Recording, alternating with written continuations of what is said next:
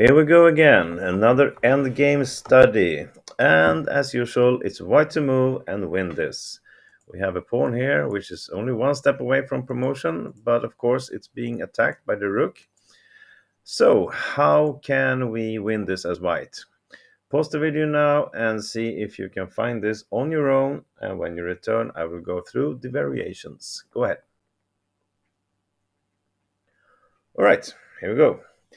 So, what are we looking at? Well, the first move that looks interesting is bishop h4 to move the bishop and protect this one. And it's actually like that black only has one move that wins for black. All other is losing. But black has this fantastic move, king b3, which all of a sudden threatens checkmate here. And we cannot really do anything about it. We can block it with a bishop like this, but then we are just blocking ourselves. Also, we cannot move anything. Black will simply move on with his a pawn.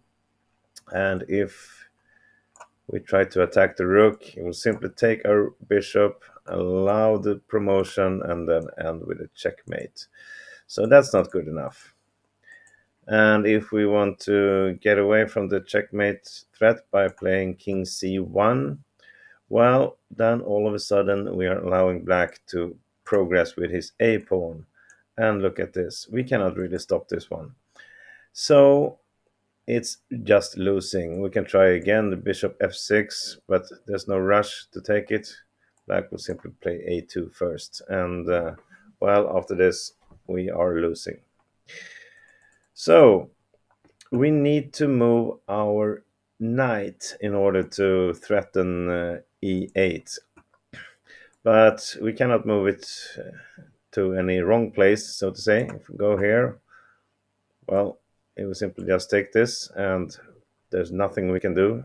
Look at this pawn is guarding d5 square, so cannot use that. No, the knight has to move to d6. We are attacking the pawn, the rook, and we have some other plans also. After knight d6, well, black is more or less forced to take this pawn, otherwise we will promote and it's easy win. Then we follow up with this check on c4. King has only one square to move to. And we follow up with another check on a5. Again, king has to go back. So, from this position, we have two light pieces against a rook and two pawns, so we're actually still down in material, but there is some tactics involved in this position. So, how do white win from here? Can you see it?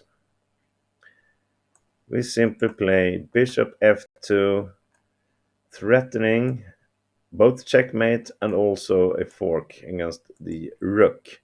So even if he moves away from the fork, well, then it's simply a checkmate like this. And then if the black king tries to escape up to b4, it's the only move, well, then we simply take this c6 pawn, and there's another fork. He will lose the rook, and we will win this with a knight and a bishop. It will take some time, but we will win this.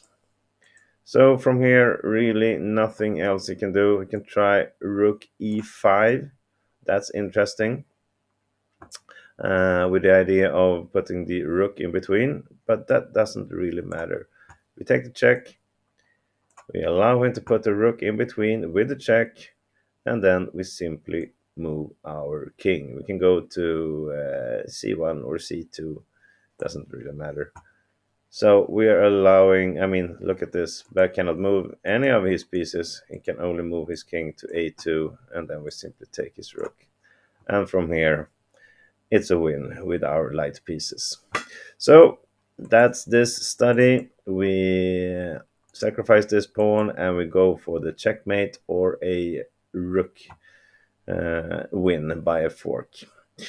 Hope you enjoyed this, and I think most of you managed to see this. I hope so anyway. Thank you for watching. Bye bye.